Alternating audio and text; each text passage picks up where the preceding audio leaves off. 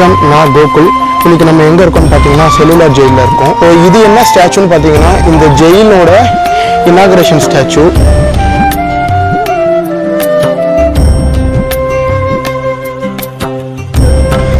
So அதுதான் இப்போ தான் வந்து இனாகரேஷன் ஸ்டாச்சு பார்த்தோமா. இப்போ அப்படியே ஒன்று ஒன்றா போகலாம். ஸோ இன்னைக்கு நான் தான் உங்கள் கைட். இந்த ஜெயிலை வந்து 1893 கட்ட ஆரம்பித்து 1906 கட்டி முடிச்சிருக்காங்க. நம்மளோட சுதந்திர போராட்ட தியாகிகள் 600 பேரை வச்சு இந்த ஜெயிலை கட்டி முடிச்சிருக்காங்க. இதை பார்த்தீங்கன்னா ஃப்ரண்ட் அண்ட் பேக்கில் டிசைன் பண்ணியிருப்பாங்க. இங்கே வந்து மொத்தம் 105 சிறை இருக்குது. அதாவது இந்த 2 ரோவில் மட்டும். இங்கே வந்து 7 ரோ இருக்குது. இது மாதிரி ஒவ்வொரு ரோக்கும் ஒரு தனி தொழிற்சாலை கட்டியிருக்காங்க. அங்கே வேலை செய்கிறவங்க அங்கே வேலையை முடிச்சுட்டு திரும்பி அவங்களோட செல்லுக்கு போகணும். அதேமாரி பார்த்தீங்கன்னா இங்கே ஒவ்வொரு இடத்துலையுமே வாட்ச் டவர் இருக்கும். அந்த ஒரு வாட்ச் டவர்லேருந்து பார்க்கும் போது அந்த ரோவில் இருக்க எல்லா கைதிகளுமே தெரிவாங்க. சப்போஸ் ஒரு கைதி இல்லைனாலும் அவங்க அலர்ட் ஆயிடுவாங்க. இப்போ நம்ம பார்க்க போகிற இடம் என்னன்னு பார்த்தீங்கன்னா ஒரிஜினல் கிச்சன் அண்ட் ஒரிஜினல் தூக்கு மேடை. இங்கே தான் வந்து கைதிகள் சமைச்சு அவங்களோட உணவுகளை கொண்டுட்டு போவாங்க. அதுக்கு பக்கத்துலேயே வந்து தூக்கு மேடை அமைஞ்சிருக்கும். அதுக்கு பக்கத்தில் பார்த்தீங்கன்னா கடைசி அவங்களோட ஆசையை கேட்குற ஒரு கல் வச்சுருப்பாங்க. ஸோ அந்த கல்லில் நின்று அவங்களோட கடைசி ஆசையை சொன்னக்கப்புறம் அவங்கள தூக்குக்கு கொண்டு போவாங்க. ஆக்சுவலாக பார்த்தீங்கன்னா இங்கே ஒரேடியாக 3 பேரை தூக்கு போடுவாங்க. ஸோ அந்த 3 பேர் ஆகிற வரைக்கும் அவங்கள ஒரு கடைசி செல்லில் வச்சிருப்பாங்க. அந்த 3 பேர் டோட்டலாக கவுண்ட் வந்துடுச்சுன்னா 3 பேரையும் ஒரேடியாக தூக்கு போடுவாங்க. இதுதான் பார்த்தீங்கன்னா அந்த ஒரிஜினல் தூக்கு மேடை. ஸோ இங்கே 3 கயிறு இருக்குது. இந்த 3 கயிறு கீழே நிற்க வச்சு தூக்கு போடுவாங்க. ஆக்சுவலாக இந்த கயிறு ஒரிஜினல் கிடையாது. அப்போ வந்து பார்த்தீங்கன்னா சணல் மாதிரியான கயிறு, அதாவது தேங்காய் நார்லேருந்து செய்யக்கூடிய கயிறில் தான் தூக்கு போடுவாங்க. இது வந்து பார்த்தீங்கன்னா அந்த இறந்து போன பின்னத்தை கீழே வந்து எடுக்கிற இடம். மேலே தூக்கு மேடை பார்த்தோம்ல, அது கீழே பணங்கள் வந்து தங்குற இடம். தூக்கு போட்டதுக்கப்புறம் பல பேர் நம்ம தேசத்துக்காக உயிரை விட்டு தூக்குல தொங்கின இடம், தூக்குல தொங்கி உயிரிழந்த இடம். ஸோ இந்த இடம் என்னன்னு பார்த்தீங்கன்னா இப்போ நீங்கள் பார்க்குறீங்கல்ல ஒரு பொருள், இது வந்து 150 கிலோ எடையுடைய ஒரு செக்கு பொருள். ஸோ இதை வந்து ஒரு மனுஷன் தூக்கி சுற்றிக்கிட்டே இருக்கணும். 8 மணி நேரம் ஒரு நாளைக்கு சுற்றணும். இதில் வந்து மலாட்டம் மற்றும் தேங்காய் எண்ணெய் எடுப்பாங்க. ஸோ இதில் ஒரு நிமிஷம் நீங்கள் வந்து நின்னா கூட உங்களுக்கு கண்டிப்பாக பனிஷ்மெண்ட் உண்டு. இதோட பனிஷ்மெண்ட்டாக உங்களுக்கு என்ன இருக்குன்னு பார்த்தீங்கன்னா இப்போ நம்ம பார்க்க போகிறோம்.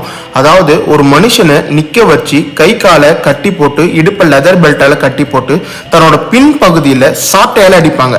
சாட்டையால் அடிக்கிறவரும் வந்து பார்த்தீங்கன்னா ஒரு இந்தியன் தான். அவர் வந்து அந்த கவர்மெண்ட் கீழே வேலை செய்கிறவர். அதாவது சாட்டையால் அடித்து அந்த இது கிழிகிற அளவுக்கு பின்பகுதி கிழிகிற வரைக்கும் சாட்டையால் அடிப்பாங்க. இதை வந்து ஒரு டாக்டர் எக்ஸாமின் பண்ணிக்கிட்டே இருப்பாங்க. அவங்க எப்போ இறக்கலான்னு சொல்கிறாங்களோ அப்போ தான் அந்த பாடியை இறக்குவாங்க. இதுவும் பார்த்தீங்கன்னா பனிஷ்மெண்ட்டில் வருவாங்க. ஃபஸ்ட்டு வந்து பார்த்தீங்கன்னா ஃபிட்டர்ஸ்.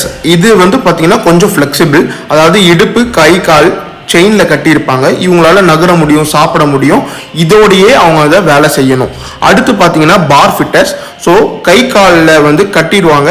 இவங்களால கொஞ்சம் அதுலேருந்து கொஞ்சம் கஷ்டமாக இருக்கும். இவங்களும் இதோட தான் சாப்பிடணும், வேலை செய்யணும், மலம் கழிக்கணும் எல்லாமே. இதுதான் வந்து இருக்கிறதுலே ரொம்ப கஷ்டமான ஒரு பனிஷ்மெண்ட், கிராஸ் பார் ஃபிட்டர்ஸ். ஸோ இதில் வந்து கை கால், இந்த காலுக்கு நடுவில் பார்த்தீங்களா இந்த மாதிரி கட்டிடுவாங்க. இதை வச்சுக்கிட்டே அவங்க எல்லாருமே அந்த மரச்சக்கு எண்ணெயை சுற்றணும். அப்படி ஒழுங்காக சுற்றி முடிக்கல, ஒரு நிமிஷம் ரெஸ்ட் எடுத்தால் கூட அவங்களுக்கு இந்த பனிஷ்மெண்ட்டு தான். நம்ம முன்னாடி பார்த்த மாதிரி நிற்க வச்சு பின்பகுதியில் சாட்டையால் அடித்து அவங்களோட பின்பகுதியை கிழிப்பாங்க. டாக்டர் வந்து அவங்கள எடுக்கலான்னு சொல்கிற வரைக்கும் அந்த பனிஷ்மெண்ட் தொடர்ந்துக்கிட்டே இருக்கும். ஸோ இதுதான் வந்து அந்த சிறை. இது உள்ள வந்து கிட்டத்தட்ட ஒரு ஆள்லேருந்து 3 ஆள் வரைக்கும் இருப்பாங்கன்ற மாதிரி சொல்லியிருந்தாங்க என்னோட கைடு. ஸோ இதில் வந்து இருக்க ஒரே காற்று வென்டிலேஷன் இந்த ஜன்னலும் இந்த சைடு இருக்க அந்த ஓப்பனிங் கேட்டு மட்டும்தான். இந்த ரூம்லேயே தான் அவங்க வந்து சாப்பிடணும், மலம் கழிக்கணும், யூரின் போகணும். இது எல்லாமே இது வந்து இப்போ வந்து சீரமைச்சு கொஞ்சம் அழகாக இருக்குது. இதுக்கு முன்னாடி ரொம்ப மோசமான நிலைமையில் இருந்தது அப்படின்னு சொன்னாங்க.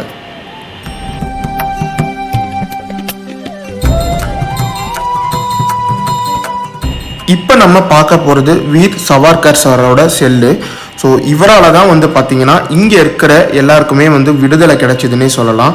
ஸோ இவருக்கு உணவையும் தண்ணியும் வந்து ஃபோர்ஸ் ஃபீடிங் பண்ணி கொண்டுட்டு ஆங்கிலேயர்கள் இவர் வந்து தூக்கு போட்டு இறந்துட்டாருன்ற மாதிரியான விஷயத்த சொல்லியிருக்காங்க. இது எப்படி எங்களுக்கு தெரிஞ்சதுன்னு பார்த்தீங்கன்னா ஒரு சவுண்ட் அண்ட் லைட் ஷோ மூலியமாக சொன்னாங்க. ஸோ அப்போ எனக்கு தெரிஞ்சதை வச்சு நான் சொல்கிறேன். ஸோ இவர் தான் வந்து வீர் சவார்கர் சார்.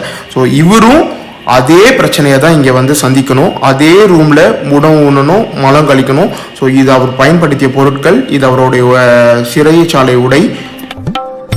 ஜெயிலில் வந்து இப்போ வீர் சர்க்கார் சாரோட செல்லை பார்த்துட்டு வந்தோம். ஸோ இது இருக்க ஒரு விஷயம் என்னென்னா, நீங்கள் வந்து எவ்வளோ முடியுமோ காலைல சீக்கிரம் வந்துடுங்க. அப்போ தான் உங்கள் லாங்குவேஜுக்கு ஏற்ற ஒரு கைடு கிடைப்பாரு. இல்லைன்னா காமன் லாங்குவேஜில் ஹிந்தி மட்டும்தான் பேசுவாங்க. பல பேர் தன் வாழ்க்கையில் துடிக்க கஷ்டப்பட்ட ஒரு இடம்.